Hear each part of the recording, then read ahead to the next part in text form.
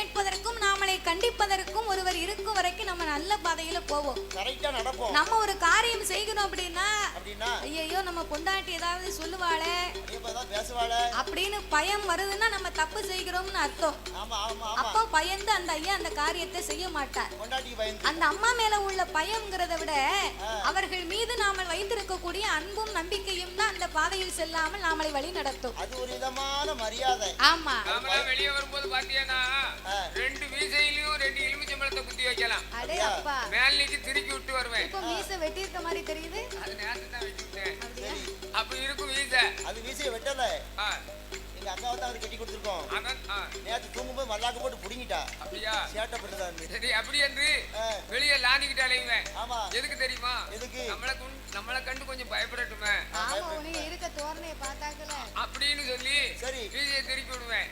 வீட்டுக்கு போவேன். சரி, வீட்டுக்கு போன உடனே வீசை கீழே திருப்பி வீட்டுக்கிட்ட போனோடனே வீசை கிளம்புற தானா இறங்கி வந்துடும். ஆமா, கீழே இழுத்து விட்டுருவேன். ஆமா, யாமனு கேட்கணும் எதுக்கு? அப்படியான வீசையை திருக்கிட்டு போனோம்னா என்ன சொல்லுவா? கெட்ட கேடுக்கும் உனக்கு வீசை அப்படின்னு தீப்பெட்டியை பொத்தி வச்சிருவா. பொண்டாட்டிக்கும் பிள்ளைகளுக்கும் உழைச்சி போட கெஜில உனக்கு வீச ஒரு கேடா அப்படி என்று அப்படின்னு கேட்பாங்க. ஆமா, அதனால எந்த பார்வதா தேவியாகப்பட்டவள் என்னையா படியிழந்த ஆண்டவனுக்கு பாலும் பழங்களையும் கொடுத்து தாம்புலங்கள் தரித்து சாமி உண்ணும் வேளே உண்ணும் என்று உபசரித்தா பார்வதியா அருந்துங்களே அருந்தும் என்று அருந்தும் என்று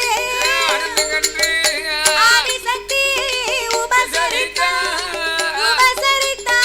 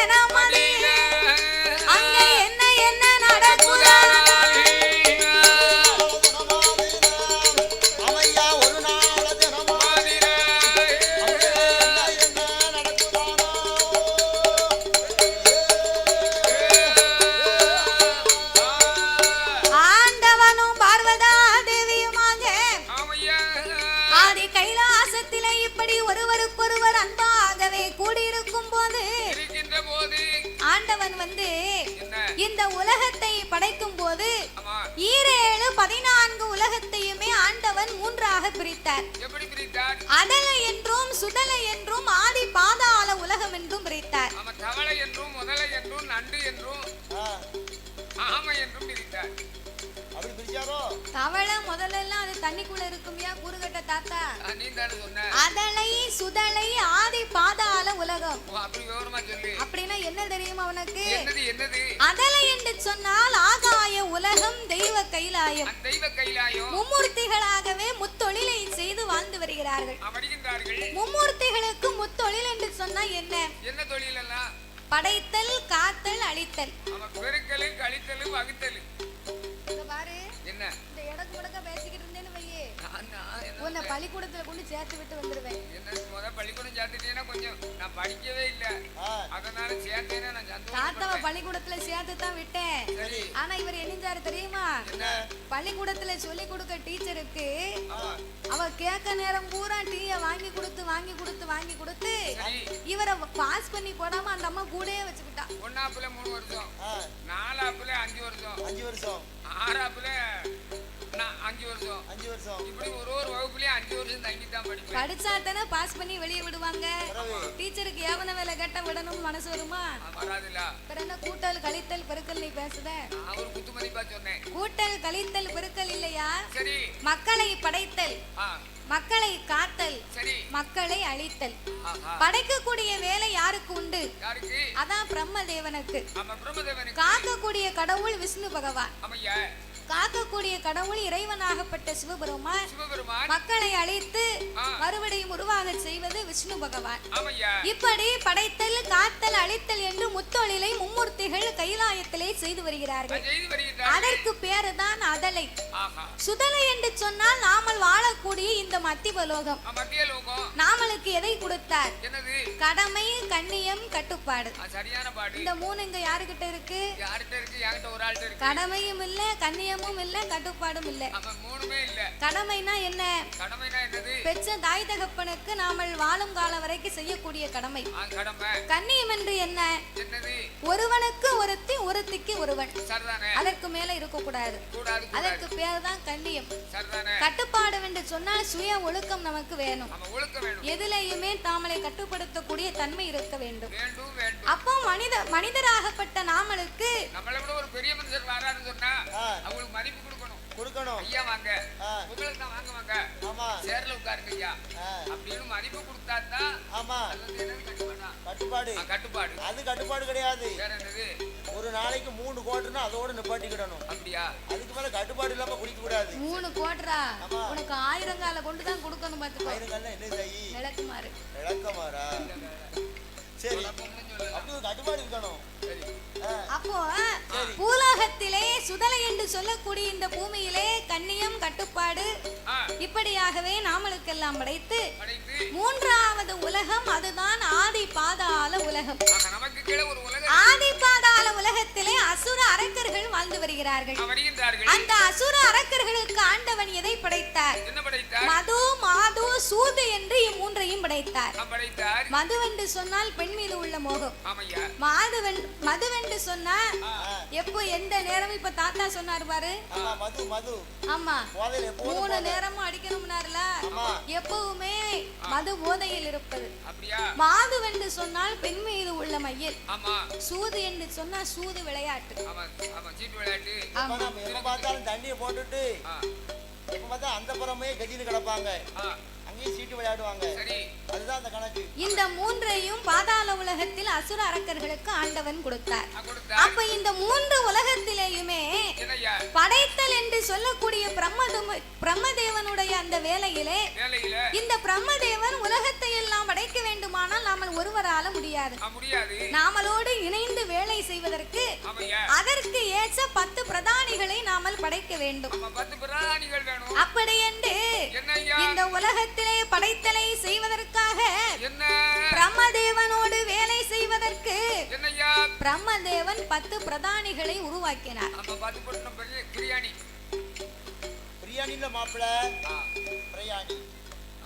எனக்கு நாக்கே பிறல மாட்டேன். 10 பிரதானின்னு சொன்னா பணி செய்யக்கூடியவர் தாத்தா. ஆமையா, நான் 10 பிரதானிங்க, இவர் 10 பட்டனும் பிரியாணிங்க. பிரியாணின்னு சொன்னா மத்தியானம் சிக்கன் பிரியாணி வாங்கி தந்தாங்க. ஆமா, நல்லா சாப்பிட்டாரு.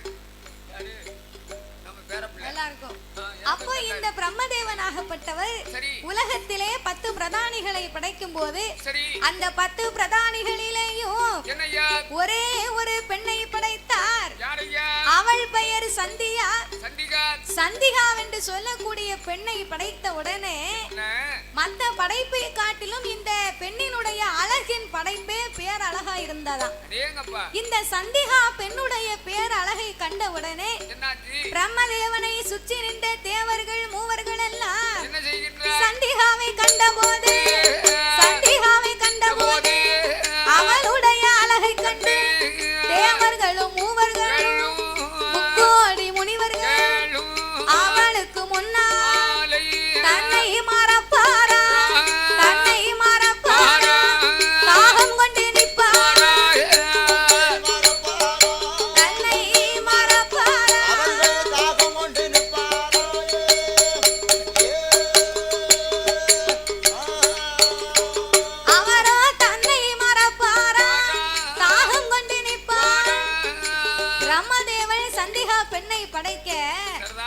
இருக்கக்கூடிய அழக கண்ட உடனே தேவர்கள் மூவர்கள் எல்லாம் அவளை பார்க்காங்க.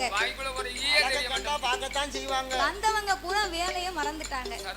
அப்ப அவங்க செய்யக்கூடிய வேலையை மறந்து தேவர்கள் தான் பார்த்துக்கிட்டு இருக்காங்கன்னா, கையை கண்டவர் கையே மறந்து நின்றார், காலை கண்டவர்கள் காலவே நோக்கி நின்றார். நின்றார். முகத்தை கண்டவர்கள் முகத்தவே பார்த்து நின்றார். புயத்தை கண்டவர்கள் புயத்தவே கண்டு கொண்டார். மாறி எவதட்டவே இல்லை. அப்ப எந்த அளவுக்கு அழகு இருந்தா அவ்வளவு ஆசையா பார்க்க தோணும். அப்ப இந்த தேவர்கள் மூவர்கள் தான் அவளை பாக்குறாங்கன்னு சொன்னா பிரம்மதேவனுடைய பார்வை அவ மேல இருக்கு. அவர்களை காட்டிலும் பிரம்மதேவனுக்கு அதிக ஆசை. இப்பேற்பட்ட பெண்ணையா நாம உலகத்திலே அழகாய் படைத்து விட்டோம் அப்படின்னு பிரம்மதேவனே சந்திகா இருக்கக்கூடிய அழகை கண்டு பார்த்த உடனே அவருடைய மனமாகப்பட்டது மயங்கி வலது மார்பில் இருந்து பூச்சொரிய அந்த பிரம்மதேவனுடைய வலது மார்பில் இருந்து மலர் தொடுத்து ஒரு பாலகன் வந்து பிறந்தார். அந்த மலர் தொடுத்து பிறந்த பாலகனாகப்பட்டவன் அவன் எப்பேற்பட்ட அழகு தெரியுமா? பிரம்மதேவ மார்பதில மலர் தொடுத்து பிறப்பாரா அவன் ஆணைக்கு ஆனழகன் ஐயா ஆனழகன் நல்ல மன்மதனோ தான் பிறந்தார்.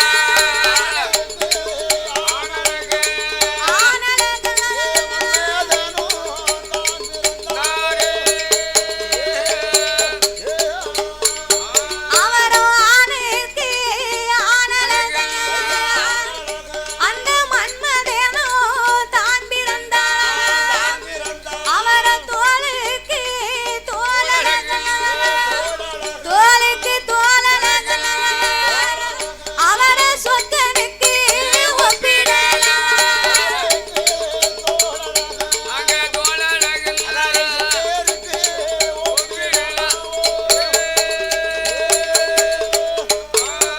அவர வங்கி நல்ல தலையழகன் வாரமல்லி பொட்டழகன் கோர நல்ல தலையழகன் குங்குமுக பொட்டழகன் வங்கி தலையழகன் வாடாமல்லி பொட்டழகன் கோர தலையழகன் குங்குமுக பொட்டழகன் அவர் ஆணுக்கு ஆனழகன் அரணாருக்கு ஒப்பிடலாம். தோளுக்கு தோழழகன் அவரை சொக்கனுக்கு ஒப்பிடலாம். அந்த பிள்ளையை தொட்டு நம்ம பொட்டு வைக்கலாமா? அந்த அளவுக்கு சிவந்த நிறத்தோடு பார்ப்பதற்கே பேரழகாக அந்த பிரம்மதேவனுடைய மார்பில இருந்து மலர் சொரிந்து அழகிலே உயர்ந்தவனாக அம்சத்திலே பெரியவனாக அழகுக்கெல்லாம் பிறப்பிடமாக திகழக்கூடியவர் தான் இந்த மன்மதன். மன்மதனுக்கு வந்து உருவம் கிடையாது அப்படின்னு சொல்லுவாங்க. உருவம் கிடையாதுன்னா ஏன் அப்படி ஒரு தெரியுமா? அந்த மன்மதனுடைய அழகு அப்படி இருக்குமா, நம்ம கண்ணால ஏறிட்டு பார்க்க முடியாதான். அப்பேற்பட்ட மன்மதன் இந்த பிரம்மதேவனுடைய மார்பில் வந்து பிறந்ததாகத்தான் புராண கதைகள் சொல்லுகிறது. அதே மாதிரி இந்துக்கள் தெய்வத்துக்கு உருவமே கிடையாது. நம்மளா இப்ப இயற்கையாக உருவத்தை கண்டுபிடிச்சுக்கிட்டோம். சிவனுக்கு எங்கேயாவது உருவம் இருக்கா? லிங்கம் தான் இருக்கும். அதே மாதிரி துஷ்ட தேவதைகளுக்கு எந்த ஆலயத்துல பார்த்தாலும் முன்னோர்கள் காலத்துல பீடங்கள் தான் இருக்கும். மண் பீடம் தான் போட்டு அந்த காலம் வணங்கி இருக்கிறாங்க. அதுக்கப்புறமாக இந்த சாமி இப்படித்தான் இருக்கும், இந்த தெய்வம் இப்படித்தான் இருக்கும் அப்படி என்று கண்டுபிடித்து அந்த தெய்வத்தின் ரூபத்தை வந்து ஆர்டிசி மூலமாக வரைந்தார்கள். அப்படியாகவே இந்த மன்மதன் வந்து பிறக்கும் போது அவரோ கிளி நல்ல வாகனத்தில் அங்கே மன்மதனும் பிறந்திருக்க அவர் கரும்பு நல்ல வில்லோடு கரும்பு வில்லோடு அந்த கட்டழகம் பிறந்திருக்க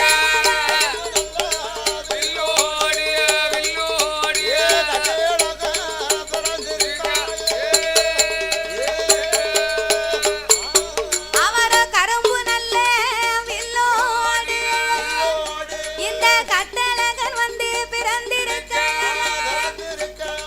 கிளி நல்ல வாகனத்திலே மன்மதன் வந்து பிறந்த போது மன்மதனுக்கு வந்து 8 கரங்கள், ஒரு புறத்தில் 4 கரங்களும் மறுபுறத்தில் 4 கரங்களும் 8 கரங்களோடு அவதரித்த இந்த மன்மதனுக்கு கரும்பு தான் அவருடைய வில்லாக அந்த இனிப்பை தேடி வரக்கூடிய வண்டுகளை தன்னுடைய கரும்பு வில்லிற்கு நாணலாக பூட்டி அந்த வண்டுகளின் ரீங்கார சத்தமே அவன் வில்லின் ஓசையாக வைத்து அவர் விடக்கூடிய அம்பு வந்து 5 வித மலர்களால் ஆனதா. முல்லை என்றும் தாமரை என்றும் அசோகம் என்றும் நீலம் என்றும் குவலியம் என்று சொல்லக்கூடிய இந்த 5 மலர்களால் ஆன அம்பை போட்டார் அப்படி சொன்னா இந்த மன்மதனுடைய காலம் வந்து வசந்த காலத்திலே அவருடைய லீலைகளை செய்ய ஆரம்பிப்பார்.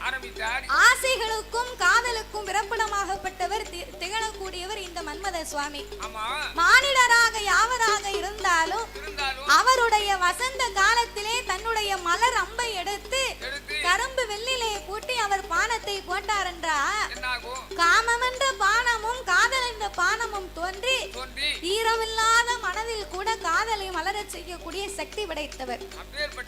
அதாவது பூமி பாரத்தை சுமப்பதற்கு பூமாதேவி, அக்கினியை சுமப்பதற்கு அக்கினி தேவன், மழையை கொடுப்பதற்கு வருண பகவான், காற்றை கொடுப்பதற்கு வாயு பகவான், ஆகாயத்தை சுமப்பது ஆகாய வாணியம்மா. அப்போ கங்கையை சுமப்பதற்காக கங்காதேவி. காதலும் காமமும் பிறக்க வேணுமானால் அதன் பிறப்பிடமே இந்த மன்மதன் தானா. அப்பேற்பட்ட சக்தி உள்ள மன்மதன் வந்து பிறக்க இந்த மன்மதனாகப்பட்டவர் பேரழகோடு பிரம்மதேவனிடத்தில் பிறந்த போது 21 வயது நிறைந்த ஒரு இளவட்ட பிராயம் உள்ள அழகு பருவம் உள்ள பையன் எப்படி இருப்பானோ அதே அழகோடு பிறந்திருக்க அப்ப இந்த பிரம்மதேவன் பார்த்தார். இப்பேற்பட்ட அழகு படைத்த இந்த மன்மதனுக்கு ஒரு பிறவிகளுக்கு ஒரு விதங்கள் உண்டு. அதாவது அசுர குலம் என்று சொல்லுவார்கள். அசுர குலத்துல சாஸ்திர விதிப்படி அவங்களுடைய ஜாதி விதிப்படி என்ன செய்வார்கள் தெரியுமா? அதாவது ஜனனமாகும் குழந்தையானது தாய்க்கு 20 வயசுனா பிறந்த குழந்தைக்கு 20 வயசு, தாய்க்கு 30 வயசானால் பிறக்கக்கூடிய குழந்தைக்கும் 30 வயசு. அதுதான் அசுர வளர்ச்சி என்று சொல்வார்கள். அதே மாதிரி மன்மதன் தெய்வ பிறவியோடு பிறந்த இந்த மன்மதனும் அதே மாதிரி 21 வயது நிறைந்த பாலகனாக அழகோடு இருக்கக்கூடிய இந்த மன்மதனை தேவர்கள் மூவர்கள் பிரம்மதேவன் பார்த்தார்கள். இப்பேற்பட்ட மன்மதனுக்கு ஏற்ற அழகு நிறைந்த பெண்ணை தான் நாம திருமணம் செய்து வைக்க வேண்டும். அப்படி என்று சொல்லி அந்த மன்மதனுடைய அழகுக்கு ஏற்ற பெண்ணாக அவர் யாரை வரவழைத்தார் தெரியுமா? அவள் பெண்ணே காணா பெண்ணழகிய, அவ பெண்ணழகிய, அவ பேடையின்னா மயிலழகிய,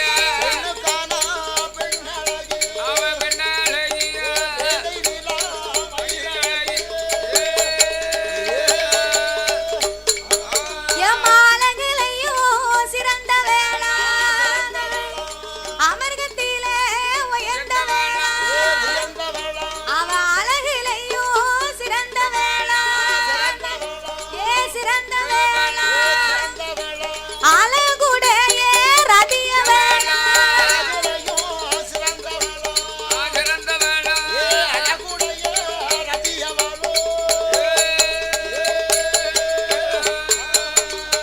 அழகிலே சுமந்தவ அம்சத்திலே உயர்ந்தவ அவள்தான் ரதி என்று சொல்லக்கூடிய பெண்ணானப்பட்டவள். இன்னைக்கு ஒரு பெண்ணு அழகா இருந்தா சொல்லுவாங்க, ஏ அப்பா பொண்ணு ரதியா இருக்காளே, மாப்பிளைய பார்த்தா மாப்பிள்ளை மன்மதனா இருக்காரு அப்படின்னு பேசுவாங்க. அந்த மன்மதன் ரதி என்று சொல்லக்கூடிய பெயர் பொருத்தமும் அழகின் பொருத்தமும் கைலாயத்தில் இவர்களுக்கு தான் பொருந்தியதா. அப்ப இவர்கள் இருவர்களையும் திருமணம் செய்து வைத்தா இதை விட சிறப்பாக இருக்கும் என்று சொல்லி அந்த மன்மதனுக்கும் ரதிக்கும் திருமணம் என்று சொல்லி கைலாயத்திலே அனைவர்களும் ஒன்று கூடி அந்த கைலாய மலையடியில மன்மத சாமிக்கு தான் ரதியான பெண்கொடி அவர்கள் இரு பேர்களுக்கு திருமணங்கள் முடித்த போது மன்மதனூர் அதிகமாக மங்களமாய் வாழ்ந்து வாழ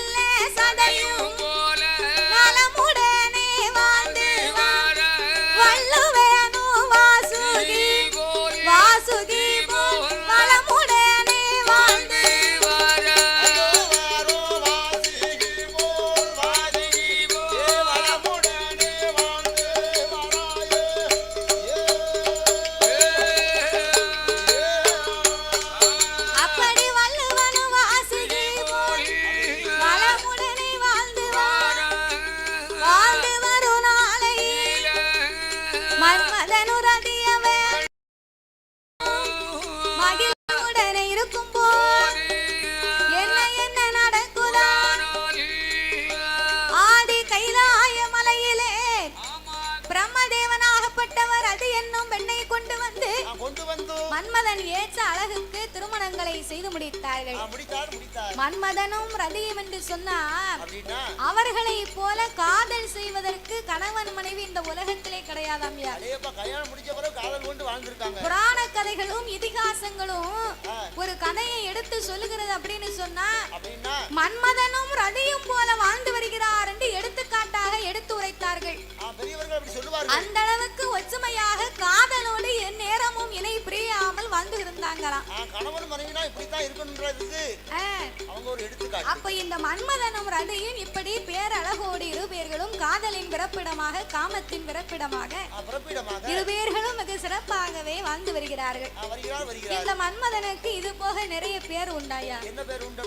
மன்மதன் என்றும் காமதேவன் என்றும் மாறன் என்றும் மதன் என்றும் அனங்கன் என்றும் வில்லின் அம்பன் என்றும் அதோடு ரதி மணவாளன் என்றும் இப்படி பல பெயர்களால் சொல்லப்படுகிறார்கள். அப்பேற்பட்ட பல பெயர் கொண்ட இந்த மன்மத சுவாமியாகப்பட்டவர் ரதியோடு மன மகிழ்வாகவே பிரம்மலோக வட்டணத்திலே மிக சிறப்பாகவே வாழ்ந்து வருகிறார்கள். அப்படியாகவே வாழ்ந்து வந்திருக்கும் போது ஆதி பாதாள உலகத்தில் அசுரலோகத்திலே யார் யாரெல்லாம் வாழ்ந்து வருகிறார் தெரியுமா? ஆதி பாதாள உலகத்தில் அசுரலோகத்தில் அங்க யாரெல்லாம் வாழ்ந்து காசியப்ப முனிவருமா காசியப்ப முனிவருமா மாயை என்ற பெண் கொடி காசியப்ப முனிவருமா மாயை என்ற பெண் கொடி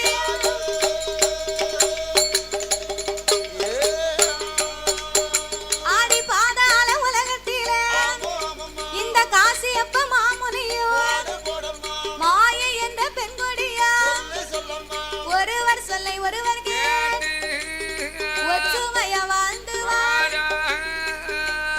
ஆதி பாதாள உலகத்திலே அந்த அசுர லோகத்திலே காசியப்ப முனிவர் என்றும் அவர் மனைவியாகப்பட்ட மாயை என்ற பெண்கொடியும் ஒருவருக்கொருவர் இரு பேர்களுமே வாழ்ந்து வருகிறார்கள்.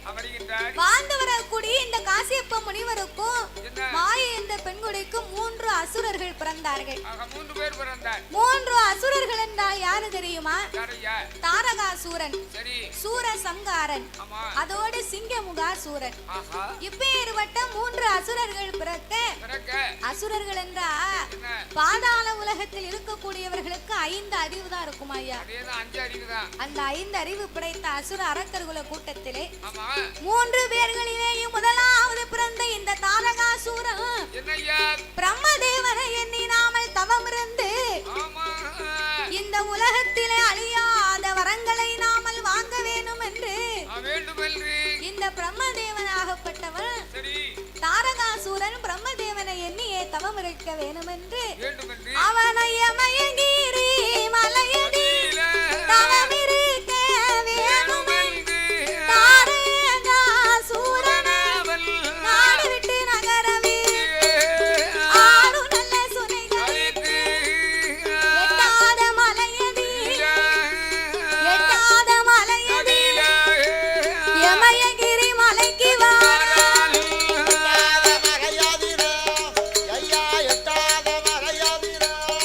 அந்த யமயகிரி மலைக்கு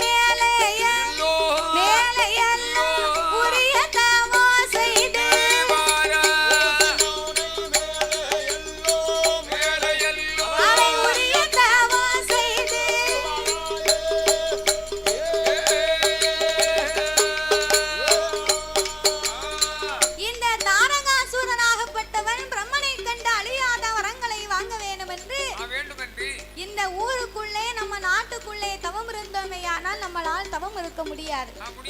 தவம் இருக்கணுமானா எப்படி இருக்க வேண்டும்?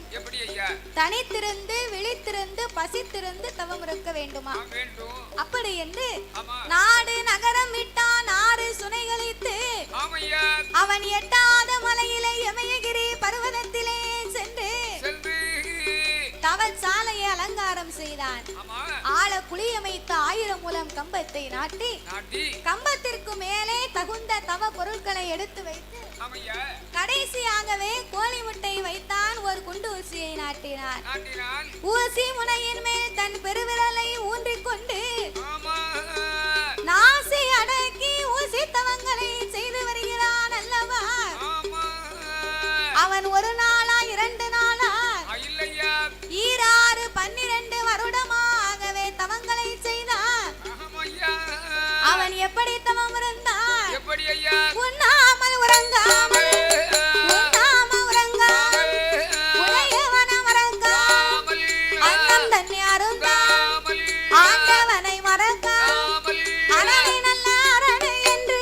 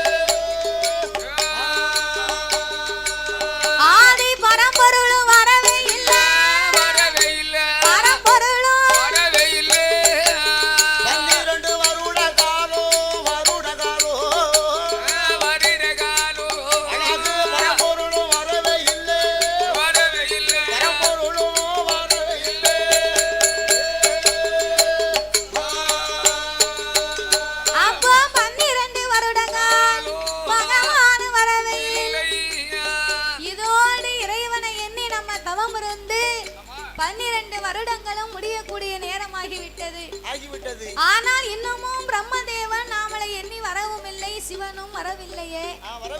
ஒருவேளை நம்ம தவங்களில் ஏதாவது குற்றம் குறை இருக்குமோ? ஒருவேளை எதுவும் குறை இருக்குமோ? தவறாகவே நாம தவங்களை செய்திருப்போமா என்று அவன் சிவனை எண்ணியே அழுது புலம்பினான். எப்படி புலம்பினான்? சாமி ஆண்டவனே பகவானே சம்பு சங்கரா, ஆண்டவனே பகவானே சம்பு சங்கரா, சிவ சம்பு சங்கரா, அடியேன் செய்யும் தவத்தை பாரு சம்பு சங்கரா, இந்த அரக்கன் செய்யும் தவத்தை பாரு சம்பு சங்கரா, ஆண்டவனே பகவானே சம்பு, இறைவா சம்பு சங்கரா, செய்யும் தவத்தை பாரு சம்பு சங்கரா, இந்த அரக்கன் செய்யும்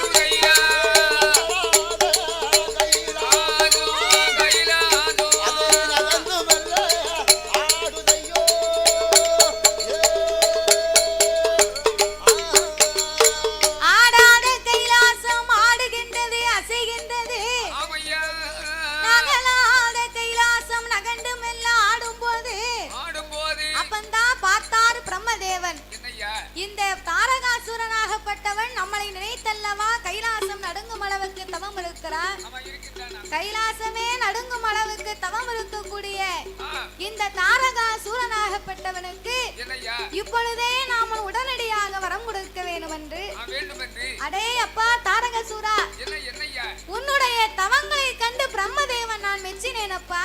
மெச்சினேனப்பா உனக்கு என்ன வரம் வேண்டுமோ கேளு, நான் இப்பமே உனக்கு தாரேன். நான் தாரேனப்பா ஆண்டவா, ஐயா படைக்கக்கூடிய பிரம்மதேவா, சொல்லுங்கள் ஐயா. என்னை இந்த மண் உலகத்திலே படைத்தீரே, ஆமா ஆனால் மண் உலகிலே எனக்கு மரணம் இல்லாத வாழ்வு வேணும், தர முடியுமா அப்படின்னா. அப்ப இந்த வரத்தை தர முடியுமா? மண் உலகிலே மரணம் இல்லாம உன்னையெல்லாம் விட்டா நீ உலகத்தை சும்மாயா விடுவ? சும்மா லேதில விடுவியா? அதனால ஏன் தாரகாசூரா, ஏ சூரா இந்த மானிட மனுவாக உலகத்திலே அவதரித்த யாவருக்கும் ஆமா பிறப்புன்னு ஒண்ணு இருந்தா இறப்புன்னு ஒண்ணு கண்டிப்பா உண்டு. அதேதான் எப்போ அதேதான் மனுஷனுக்கு எப்போ சாவுன்னு சொல்ல முடியாத இந்த கண்டிஷன்ல இருக்கும் போது ஆமா மனுஷன் என்ன வரத்து வரான்? அதானே அடைய பையன் வந்து ஒருத்தன் பேசுவான், ஆ ஏய் ஆ என்னை பத்தி தெரியுமா? என்ன நான் யாரு தெரியுமா உனக்கு? யாரு? நீ என்கிட்ட மோதினா உனக்கு என்ன ஆகும் தெரியுமா என் பேக்ரவுண்ட் தெரியுமா உனக்கு அப்படின்னு பேசுவான். அப்படின்னு பேசுவான். ஆனா ஒரு சின்ன கண்ணு வலி வந்துச்சுன்னா தாங்க முடியாது. கண்ணு வலி வந்தா அந்தால படுத்துருவான். அப்ப சாவு எப்போ சாவுன்னு சொல்ல முடியாத இந்த பூமியில ஆமா மனுஷன் எப்படி வந்தாமுன்னா அதனால பிறப்புன்னு ஒண்ணு இருந்தா இறப்புன்னு ஒண்ணு. எப்ப பாரத போற நடத்திய பாண்டவர்களுக்கே இறப்புண்டு பிறப்புண்டு. பிறப்பு உண்டு. தர்மர் ஆமா அர்ஜுனன் சரி இப்பேற்பட்ட 5 பாண்டவர்களுக்கும் ஆமா அவங்க அப்பாவாகிய சரி அவங்க அப்பாவே பாண்டவனே இறந்து போனார். போனார். அதுக்கப்புறம் தர்மர் ஆ, பாண்டவர்கள் அதாவது சரி அந்த யுத்தத்தை முடித்து அவர்களும் ஆண்டு போனார்கள். வயசாச்சு. வயசாகி போச்சு. இப்பேற்பட்டவர்களுக்கு நாட்டை ஆளக்கூடியவர்களுக்கு மரணம் உண்டப்பா. அசுர அரக்கனாகப்பட்ட உனக்கு என்னப்பா? காக்கும் தெய்வம் பகவானுக்கே இறப்புண்டு பிறப்புண்டு. பிறப்புண்டு, அப்படின்னு சொன்னா இறப்புண்டு பிறப்புண்டு ஒரு அவதாரம் எடுத்து ஒரு அவதாரத்தை முடிப்பார்கள். அதுதான் மறுபிறப்பு. அப்ப கடவுளுக்கு இருக்கும் போது உனக்கு மரணம் இல்லாத வாழ்வு கொடுத்தா உலகம் தாங்காதப்பா. ஒரே ஒருவருக்கு தான் கிடையாது, சிவன் சக்திக்கு மரணம் கிடையாது. ஆ, அதனால என்னய்யா? அப்பாயே தாரகாசூரா, என்ன உனக்கு மரணம் இல்லாத வாழ்வு கொடுக்க என்ன ஆள முடியாது என்று அப்படியானா ஐயா பிரம்மதேவா, என்னய்யா? எனக்கு மண்ணால் அழிவு கிடையாது, ஆமா மனிதனால் அழிவு இருக்க கூடாது, கூடாது. ஆனால் அழிவு இருக்க கூடாது, ஆயுதத்தினால் அழிவு இருக்க கூடாது. ஆமா ஆனா என்ன எதை கொண்டும் அழிவிருக்க கூடாத எனக்கு ஆ, இந்த உலகத்திலே சரி எனக்குன்னு ஒரு அழிவு வர வேணும் என்று சொன்னா அப்படின்னா சிவபுத்திரன் வந்து என்னைக்கு பிறக்கிறாரோ அவர் கையால எனக்கு அழிவு வந்தா போதும் வந்தா போதும் அப்படின்னு இந்த தாரகாசுரன் பிரம்மதேவனிடத்தை வரத்தை கேட்டான். கேட்டார் கேட்டார். தாரகாசுரனுக்கு பிரம்மன் விதி, சிவனுடைய புத்திரன் வந்து பிறக்கும் போதுதான் இவனுக்கு சாவு என்பது பிரம்மனுடைய விதி. விதி விதி. அப்ப இவனை வதை முடிக்கணுமானா இவன் கேட்ட வரத்தை கொடுத்தாத்தான் இந்த தாரகாசுரனை அழிக்க முடியும். அழிக்க முடியும் அப்படின்னு நீ கேட்டபடியாக சிவபுத்திரன் ஒருவனால் மட்டுமே உனக்கு அழிவென்று சொல்லி வரத்தை கொடுத்தார். கொடுத்தார் கொடுத்தார். சிவனுடைய புத்திரன்னா யாரு? யாரம்மா? இந்த தாரகாசுரனை வதை முடிக்கணுமானால் முருகக் கடவுள் வந்து பிறக்கணும். ஓ, முருகக் கடவுள் வந்து பிறக்கணும். முருகக் கடவுள் பிறந்தாதான் தாரகாசுரனுக்கு அழிவு என்று பிரம்மனுடைய விதிப்படி அவனுக்கு வரத்தை கொடுத்தார். கொடுத்தார். இந்த வரங்களை வாங்கிய தாரகாசுரனாகப்பட்டவன் தரணி எல்லாம் இருக்கக்கூடிய தேவர்கள் மூவர்கள் முற்பத்து தேவர்கள் 48,000 கோடி ரிஷிமார்களையும் ஒரே கொடையின் கீழ் அடக்கி நாமளுக்கு ஏவுபணி செய்யக்கூடியவர்களாக இப்பொழுதே நாமல் மாற்ற வேண்டும் அப்படின்னு தன்னை விஞ்ச தாரணியில் யாரும் இல்லை என்று தாரகாசுரன் மனதிலே ஒரு ஆணவம் வந்து விட்டது. அப்ப இந்த தாரகாசுரன் இப்படி இருக்கும் போது பார்வதா தேவியாகப்பட்டவள் தர்க்கனுடைய அரண்மனையிலே தர்க்கன் என்று சொன்னா பிரம்மனுடைய வலதுகால் இடதுகால் பெருவிரலில் பிறந்தவர்கள் தர்க்கராஜனும் தாரகாவல்லி என்ற பெண்கொடியா. இவங்க இரு பேர்களுக்கும் பார்வதா தேவி தாட்சாகினி பார்வதியா தாரகாபுரத்திலே போய் அவதாரம் செய்தாள். அப்ப இந்த தர்க்கனுடைய ஆணவத்தை அடக்கத்தான் தாட்சாகினி பார்வதியாக தர்க்கராஜனுக்கு பார்வதி மகளாக பிறந்திருந்தார். அப்ப சிவபெருமான் பார்வதியை திருமணம் செய்து முடித்து பள்ளியறைக்கு போவதை போல் ஏமாத்தி பார்வதியினுடைய அப்பாவாகப்பட்ட தர்க்கராஜனை ஏமாற்றி கைலாசத்திற்கு அழைத்து வந்து விட்டார். அழைத்து வந்த உடனே இந்த தர்க்கராஜனுக்கு அகமானமாகி விட்டது. அகமானமான உடனே பார்வதி நினைக்கிறார், என்ன இருந்தாலும் தர்க்கனுக்கு நாமல் பிறந்த முதல் தலைமகள் அல்லவா, தலைமகளாகப்பட்ட நான் என்னுடைய அப்பாவையே இந்த ஆண்டவன் இப்படி தலைகுனியும்படியாக அவமானப்படுத்தி விட்டார். அதனால இனி இந்த ஆண்டவனோடு இருக்க கூடாது என்று பார்வதாதேவி அக்கினி யாகத்தை வளர்த்து அக்கினி பிரவேசம் செய்து விட்டார். பார்வதியும் அக்னி பிரவேசம் செய்து மாயமா மறைய சிவபெருமான் இந்த பார்வதி இல்லாத துக்கத்தை கழிக்க வேண்டும் என்று யமயகிரி மலையிலே போய் பெருங்குகையிலே சிவபெருமான் யாகமாக இருந்து தியான நிலையிலே சிவபெருமான் அமர்ந்து கொண்டார். தியான நிலையிலே சிவபெருமான் அமர்ந்திருந்து அவரை எழுப்புவது யாராலையும் முடியாது. அப்படி மீறி எழுப்ப போனார்களே ஆனால் இறைவனுடைய சாபத்திற்கும் அழிவுக்கும் ஆளாகி விடுவார்கள். அப்ப இந்த இறைவன் இப்படி யமயகிரி மலையிலே தியானத்திலே இருக்க இதை தெரிந்து கொண்ட இந்த தாரகாசூரன் கடலுக்கு அப்பாலே பட்டணத்தை அமைத்து தன்னுடைய கோட்டைகளை கட்டி கொலுவிருக்க வேண்டும் என்று தேவர்கள் மூவர்களை வரவழைத்து அவன் என்ன செய்கிறான் தெரியுமா, தாரகாசூரனாவே அந்த தாரகாசூரனாவே அவன பாதாள உலகத்தில தேவர்களை வரவழைத்து அவைக்கு இடுக்கம் செய்யுவானா, மூவர்களை வாடா என்பான், முடிவணங்கி நிற்க சொல்வான், அவனோ சூரியன வாடா என்பான், சுற்று கோட்டை கப்பல் போடா என்பான், சந்திரன வாடா என்பான், வெளிச்சம் அது போட சொல்வான், வாயு தேவனை வரவழைப்பான், வாசல் எல்லாம் பெருக்க சொல்வான், வருணனை தான் வரவழைத்து வாசல் முத்தோ தொழிக்க சொல்வான், குண்டோதரனை வாடா என்பான், ஆளை குடை பிடித்து நிற்க சொல்வான், நாரதனை வரவழைத்து தாரகாசூரனாவே நாட்டு செய்தி சொல்ல சொல்வான், இப்படி பொய்யாத அட்டகாசம் செய்யாத அட்டகாசம் செய்து வாரம் தாரகாசூரன், செய்து வாரம் தாரகாசூரன்,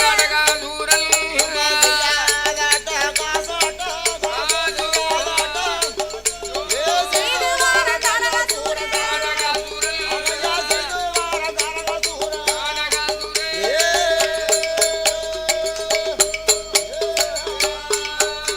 அவனோ அட்டகாசம் செய்யுவான், அமர்க்களம் பண்ணுவான்.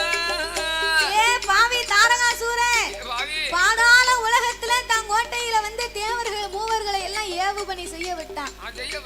சிவனுக்கு பணி செய்யக்கூடிய நாமல் இந்த பாவிக்கு செய்யக்கூடிய நிலைமையாகி விட்டதே. பிரம்மதேவன் இந்த வரத்தை இவனுக்கு கொடுக்கலாமா அப்படின்னு தேவர்கள் மூவர்கள் எல்லாம் அழுது புலம்புனாங்க.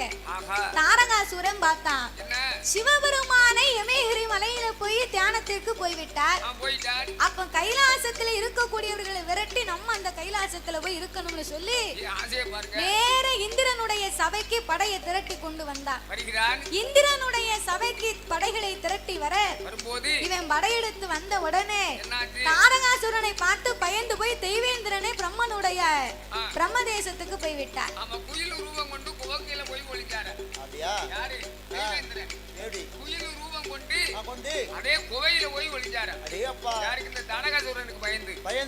அப்ப இந்த தாரகாசுரனுக்கு பயந்து தேவர்கள் மூவர்கள் எல்லாம் ஒன்றாக படையெடுத்து வரம் கொடுத்த பிரம்மதேவன் கிட்ட போய் நம்ம முறையிட்டு சொல்லுவோம் அப்படின்னு நேர பிரம்மலோகத்திற்கு வந்து பிரம்மனிடத்திலே முறையிட்டார்.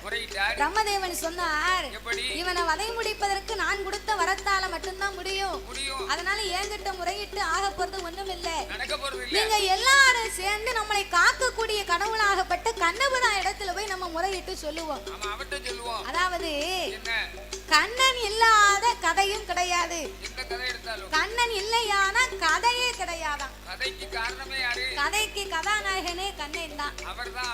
அப்போ காக்கக்கூடிய கடவுளாகப்பட்ட கண்ணபிரான் இடத்திலே நாமல் முறையிட்டு சொல்லுவோம் என்று 30 முற்கோடி தேவர்களும் 40 கோடி ரிஷிமார்களும் வந்து அவர் திருப்பார் நல்ல கடலில் திருமாலை வணங்குவார்.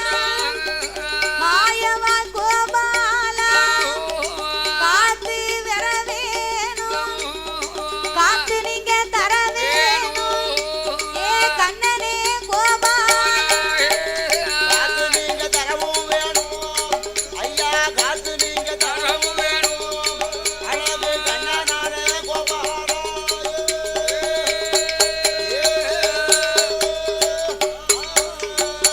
காத்து தர வேணும் கண்ணா கோபாலா. மாயவா மதுசூதனா நந்த கோபாலா நவநீத கிருஷ்ணா உங்களால மட்டும்தான் ஐயா தாரகாசுரனிடமிருந்து எங்களை காப்பாற்ற முடியும்.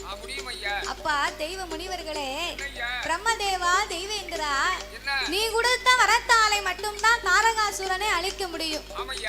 அப்போ பிரம்மதேவன் கொடுத்த வரம் என்ன வரம்? சிவனுடைய புத்திரன் பிறந்துதான் தாரகாசுரனுக்கு அழிவு வரம்னு அவன் வரம் வாங்கியிருக்கான். அப்போ சிவபுத்திரன் என்னைக்கு பிறக்கிறாரோ அன்னைக்கு தானப்ப இவனுக்கு அழிவு வந்து சேரும். அதுக்கு இடையில இவனை எப்படி கொல்ல முடியும்னு நீங்க நினைக்கிறீங்க? சிவபெருமானோ பார்வதியின் மீது உள்ள இந்த பார்வதி இல்லாத கவலையில இதையெல்லாம் மறக்க வேண்டும் என்று யமகிரி மலையில இறைவன் தியானத்திற்கு சென்று விட்டார். அவர் தியானத்தில் இருந்தால் எப்படி சிவபுத்திரன் பிறப்பான்? எப்படி இந்த தாரகாசுரனை அழிக்க முடியும்? அப்ப இந்த சிவபெருமானை தியான நிலையில இருந்து அவரை நம்ம தியானத்துல இருந்து சிவனை நம்ம கலைக்கணும். அதுக்கு என்ன செய்ய? யாரு போனாலும் சிவன் நம்மளை சும்மா விட மாட்டாரு. ஆண்டவனுடைய கோபத்துக்கு நாம ஆளாகி விட்டோமையான அழிவை தவிர வேறு வழியே கிடையாது அப்படின்னு சொல்லி எல்லாரும் ஒருத்தருக்கு ஒருத்தர் தெய்வ ரகசியம் பேசினார்கள். அப்பந்தான் இந்த தெய்வ இந்திரன் சொல்லுகின்றார், கண்ணா மாயவா, இதற்கெல்லாம் இந்த காரியத்தை செய்யணுமானா தாரகாசுரனை வதை முடிக்க சிவபுத்திரன் வந்து பிறக்கணுமானா சிவனுடைய தவத்தை கலைக்கணுமான ஒரே ஒருவரால மட்டும்தான் முடியும்.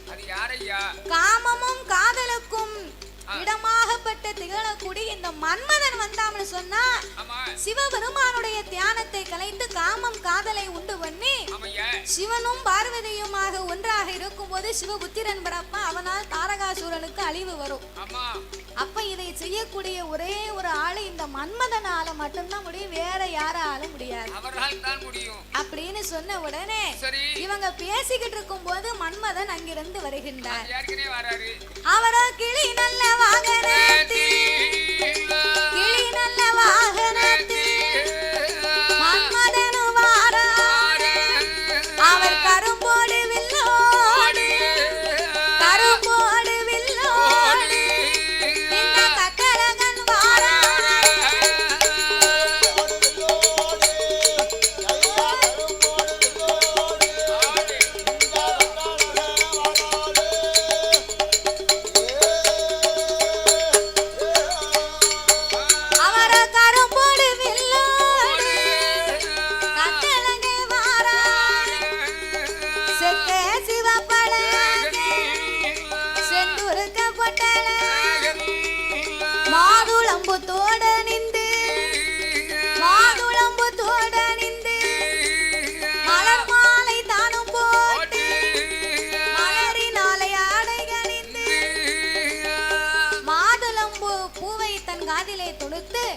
கழுத்து நிறைய பூ மலர்களால் மாலை சூடி தன்னுடைய ஆடை அலங்காரம் எல்லாம் மன்மதனுக்கு மலர்களினாலே அலங்கரித்து தன்னுடைய கரும்பு வில்லை கையில் எடுத்து தன்னுடைய பொசத்திலே பூ மலராகப்பட்ட அம்புகளை தொடுத்து மன்மதன் கிளி வாகனத்திலே அங்கிருந்து பறந்து வந்தார். எல்லோரும் என்னை நினைத்து விட்டீர்களே, எதற்காக என்னை நினைத்தீர்கள்? அப்பா மன்மதா, உன்னால் இந்த கைலைங்கிரி மலைக்கு உலக மக்களுக்கு ஒரு நன்மை நடக்க வேண்டி இருக்கு. வேறு யாராலும் கூடாத காரியம் உன்னால மட்டும்தான் முடியும் மன்மதா.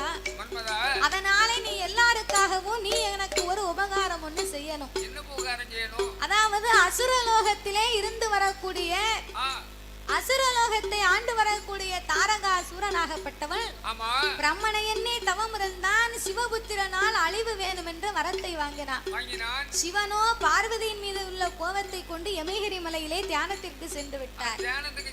இதை தனக்கு ஜாதகமாக பயன்படுத்தி கொண்டு இந்த தாரகாசுரன் தேவர்களை எல்லாம் இடுக்கம் செய்கிறானப்பா. அதனால சிவபுத்திரன் பிறக்கணுமான சிவனுடைய தியானத்தை கலைக்கணும். சிவ தியானத்தை கலைக்கக்கூடிய தைரியம் இங்க யாருக்குமே இல்லை. நாங்க போறோம் என்று சொன்னா திரும்பி வர மாட்டோம் என்பது எங்களுக்கு நல்லா தெரியும். அதனாலே மன்மதா, எங்களாலே கூடாத காரியம் ஒருவரால் மட்டும்தான் முடியும். காதலும் காமமும் தூண்டக்கூடிய உன்னுடைய வில்லால் அம்பை எய்து ஆண்டவனை தியானத்தில் இருந்து எழுப்பி பார்வதியின் மீது அன்பு வரச் செய்து இந்த தியானத்தை கலைத்து விட்டையானா தாரகாசுரனுக்கு ஒரு முடிவு வந்துவிடும். மக்கள் எல்லாம் உன்னால ஒரு முக்தி பெற்று விடுவார்கள் அப்படின்னு மன்மதனை வேண்டி கேட்டார்கள். அப்ப மன்மத சாமி சொன்னாரு, நீங்க சொல்லக்கூடியதெல்லாம் சரிதான். அழிவு தெரிஞ்சு என்ன அனுப்பணும்னு எல்லாரும் இங்க நினைக்க பார்த்தேடா. நீங்களாம் அழிவரும் தெரிஞ்சு என்ன அணுக்கணும் நினைக்கிய. ஆனா மானிடம் அணுக்களாகப்பட்ட யாவருக்கும் காதலையும் காமத்தையும் தூண்டக்கூடிய சக்தி படைத்த நான் மானிட மனுக்கள் எவருக்காக இருந்தாலும் என்னால முடியும். உலகத்தையே படைத்த கடவுளுக்கு நீங்க காதலின் காமத்தின் அன்பை போட சொன்னால் நான் போனவன் திரும்பி வர மாட்டேன். உங்களுக்கு எல்லாம் பரவாயில்லையா அப்படின்னாரு. அப்ப இந்த மன்மதன் சொன்ன உடனே ரதியாகப்பட்டவள் இந்த மன்மதனை பேசுவதை எல்லாம் பார்த்து கொண்டே நிற்கிறார். தன்னுடைய கணவனை இப்படி கடவுளுக்கு எதிராக அனுப்பணும்னு இவங்க எல்லாரும் நினைக்கிறாங்களே. ஏ மன்னா மன்மதா, நீங்கள் போய்விட்டால் நானும் தனியாளாக நின்று விடுவேன். உங்களை ஒருபோதும் இணை புரியாத என்னை விட்டு நீங்கள் ஒருபோதும் போகக்கூடாது. சிவனுக்கே நீங்கள் காதலின் அம்பை போட்டு விட்டீர்களே, ஆனா கடவுளுடைய கோபத்திற்கு நீங்கள் ஆளாகி விடுவீர்களே. அதனால வேண்டாமன்னா இந்த காரியத்திற்கு நீங்கள் சரியென்று சொல்ல வேண்டான்னார். அப்ப இந்த மன்மதனும் ரதியின் சொல்லை கேட்டவுடனே என்னால முடியாது, நான் போகல அப்படின்ட்டாரு. போகலன்ன உடனே தெய்வேந்திரனுக்கு கோபம் வந்து விட்டது. ஏய் மன்மதா, நீ மட்டும் எங்களுடைய வார்த்தையை கேட்டு இந்த கூச்சுக்கு தகுந்தபடி நீ சிவனுக்கு போய் காதலின் அம்பை போடவில்லையான உனக்கு நானே சாபத்தை கொடுத்து விடுவேன்.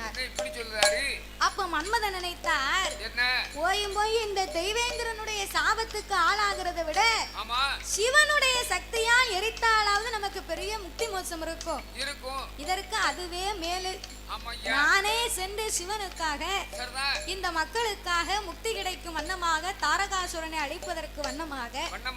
அப்பா மன்மதா, அடிபட்டாலும் மோதிர கையால அடிபடணுமா? அப்படியா? நம்ம வெறும் கையில அடிபட்டீங்க.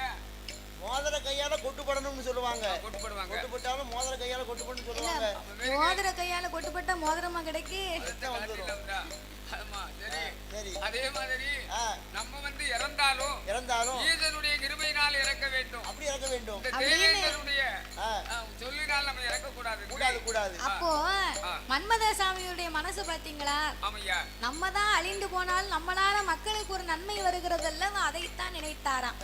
அதனால நம்ம மக்களுமே யாருக்காக இருந்தாலும் நம்மளால எல்லாருக்கும் லாபம் தான் இருக்கணும், நஷ்டமே இருக்க கூடாது. நம்மளால யாராக இருந்தாலும் சந்தோஷத்தோட இருக்கணும். யாருக்கும் எப்போதும் நம்ம பாரமாகவே இருந்து விடக்கூடாது. ஒருவனுக்கு உபகாரம் செய்யாட்டாலும் உபத்திரியம் பண்ணாம தூரம் ஒதுங்கி போயிட்டாலே பிரச்சனை இல்ல. உபகாரம் பண்ண வேண்டாம், உபத்திரியம் செய்யாம இருந்தாலே போதும். அதே நன்மை. சரி. அப்போ இந்த மன்மத சாமியும் மக்களின் நலனுக்காக தன்னுடைய கரும்பு வில் காமத்தின் வில்லை போட்டு கடவுளை திசை திருப்ப வேணும் என்று அந்த மன்மத சாமியாகப்பட்டவர் இரவு வேளையில 3 பேருக்கு அதிகாரம். யாருக்கெல்லாம் அதிகாரம்? நோய் கொண்டவன் தூங்க மாட்டான். நோய் கொண்டவன் தூங்க முடியாது. பேய் கொண்டவன் அப்படிம்பா.